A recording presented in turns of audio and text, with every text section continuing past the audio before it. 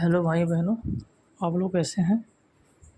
आज हमारे video lecture का टॉपिक है प्लाज्मा प्रोटीन्स क्या हैं। एल्बुमिन, ग्लोबुलिन और फाइब्रिनोजन, इनका प्रोडक्शन और फंक्शन। तो आइए स्टार्ट करते हैं हम लोग। जैसे कोई पेरिफेरल ब्लड है जो हम लोग सैंपल कट करते हैं, उसको जब सेंट्रीफ्यूज करेंगे तो उसमें 55% प्लाज्मा रहेगा और 45% फॉर्म एलिमेंट रहेंगे। और 55% जो प्लाज्मा रहेगा उसमें जो है 6 to 8% प्रोटीन्स रहेगा और 90 से 92% वाटर रहेगा और 1% अदर सैल्यूल्स रहेंगे। और ये 45% फॉर्म एलिमेंट रहेंगे, इसमें आरबीसी, डब्ल्यूबीसी और प्लेटलेट्स रहेगा। और फिर जो ये 7%, जो 6 to 8% मतलब जो 7% एवरेज मानेंगे प्रोटीन, तो इसमें क्या क्या रहेगा।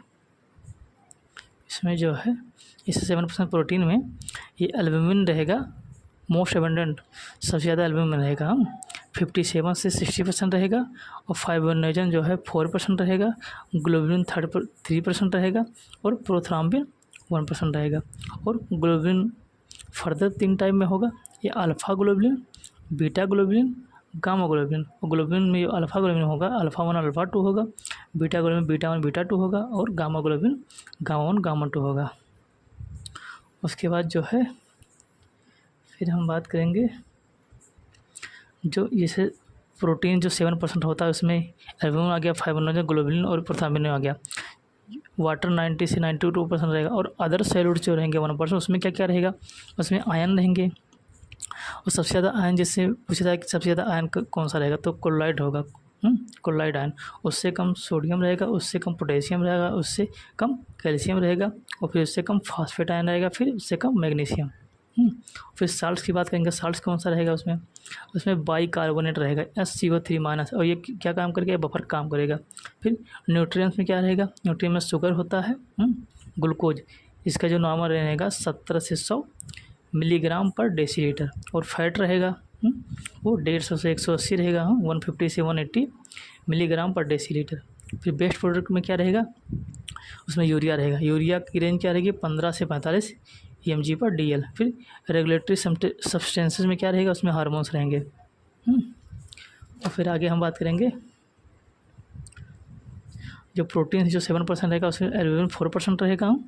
एल्बुमिन जो है 4% रहेगा, मोस्ट एबंडेंट, सबसे ज़्यादा रहेगा जो है। और फिर ग्लोबुलिन रहेगा 2.4% और प्रोथ्राम्बिन और फाइब्रिनोजन जो रहेगा 0.6% रहेगा। एल्बुमिन का मॉलिक्यूलर वेट क्या होगा। और इसमें जैसे ये वीडियो लंबी हो जाएगी तो हम ग्लोबुलिन और प्रोथ्राम्बिन और फाइब्रिनोजन इन तीनों को एक अलग वीडियो, इसका अलग एक वीडियो बनाएंगे। आज हम लोग एल्बुमिन के बारे में बात करेंगे।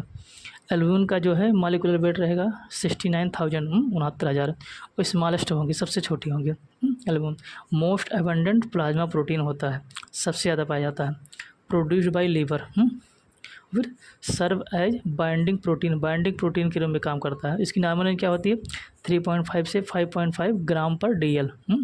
ट्रांसपोर्ट, हम इसका वर्क के बाद करेंगे। Transport fatty acid and steroid hormone, इनका ट्रांसपोर्ट करता है।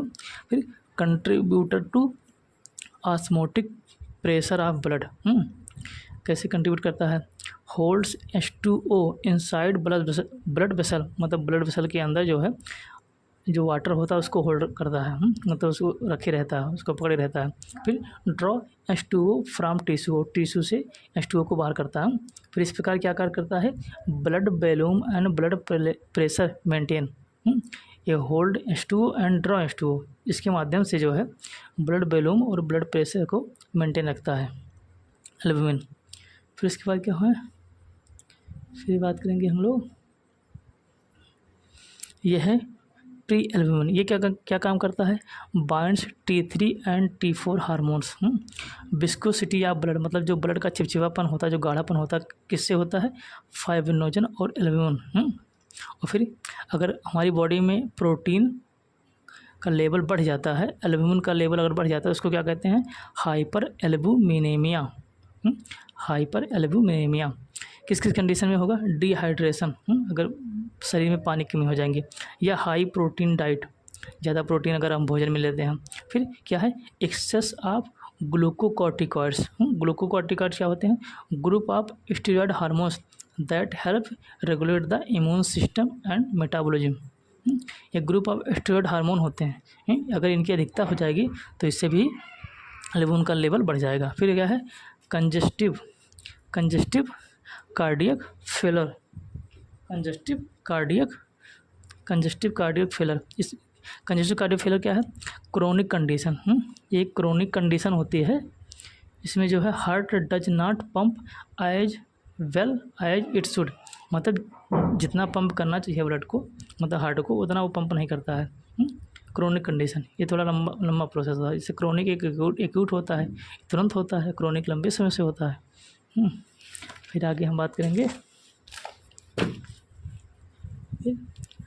अगर जो है हमारी बॉडी में एल्बुमिन का लेवल कम हो जाता है, मतलब हो या ना, एल्बुमिन डिक्रीजेस, कम हो जाता है, किसकी कंडीशन में होगा, malnutrition, reduce absorption of immuno acid, मतलब इम्यूनो एसिड से मिलकर प्रोटीन बनता है, इनका एब्जॉर्प्शन जो है कम हो जाएगा, तो इससे माल न्यूट्रिशन होगा, इससे फिर एल्बुमिन का लेवल कम हो जाएगा बॉडी में।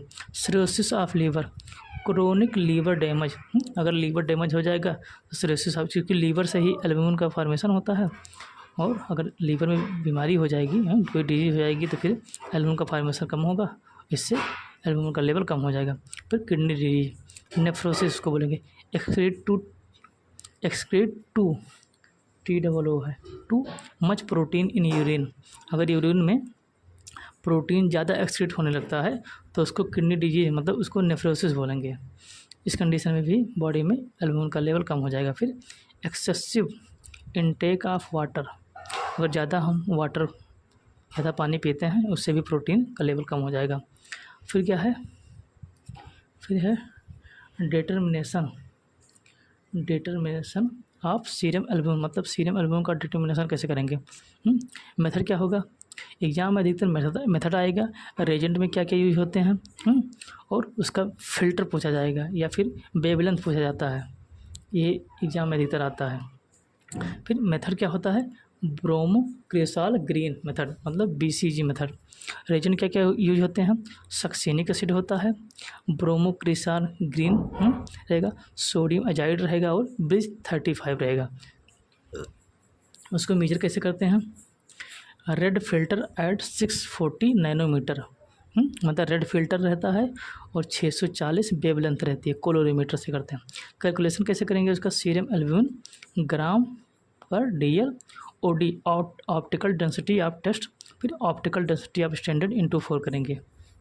प्रिंसिपल क्या होता है इसका, प्रिंसिपल एल्बुमिन प्लस BCG जो रेजेंट होगा, एसिडिक मीडियम में ग्रीन कलर कॉम्प्लेक्स बनता है, ग्रीन एल्बुमिन BCG कॉम्प्लेक्स, मतलब ग्रीन कलर कॉम्प्लेक्स बनता है।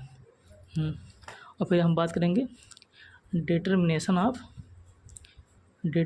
Of serum total serum protein, वहाँ एल्बुमिन की बात किए थे हम, जो ब्रोमो क्रिसाल ग्रीन मेथड होता है वो एल्बुमिन के लिए होता है, लेकिन टोटल सीरम प्रोटीन की बात करेंगे तो वो ब्यूरेट मेथड से होता है। प्रिंसिपल क्या होगा, total protein plus copper Cu2+, alkaline medium रहेगा, वो वायलेट बनेगा, वायलेट कॉम्प्लेक्स बनता है। रेजेंट क्या क्या यूज होता है, रेजेंट यूज होता है रोकिल साल्ट रहेगा, 0.2 N सोडियम हाइड्रोक्साइड रहेगा, कॉपर सल्फेट रहेगा, पोटेशियम आयोडाइड रहेगा, सोडियम एजाइड रहेगा। और फिर कैलकुलेशन कैसे करते हैं, कैलकुलेशन इसका करेंगे, सीरम प्रोटीन्स ग्राम पर DL, ऑप्टिकल डेंसिटी टेस्ट रहेगा, और ऑप्टिकल डेंसिटी स्टैंडर्ड का इंटू 6, और जो वायलेट कलर कॉम्प्लेक्स बनेगा उसको जो है मेजर करेंगे हम 530 नैनोमीटर, 503 नैनोमीटर पर ग्रीन फिल्टर से उसको मेजर करेंगे। और हम आशा करते हैं कि आप लोगों को ये वीडियो पसंद आई होगी, तो आप लोग कृपया करके चैनल सब्सक्राइब कीजिए, लाइक कीजिए और अपने दोस्तों को शेयर कीजिए।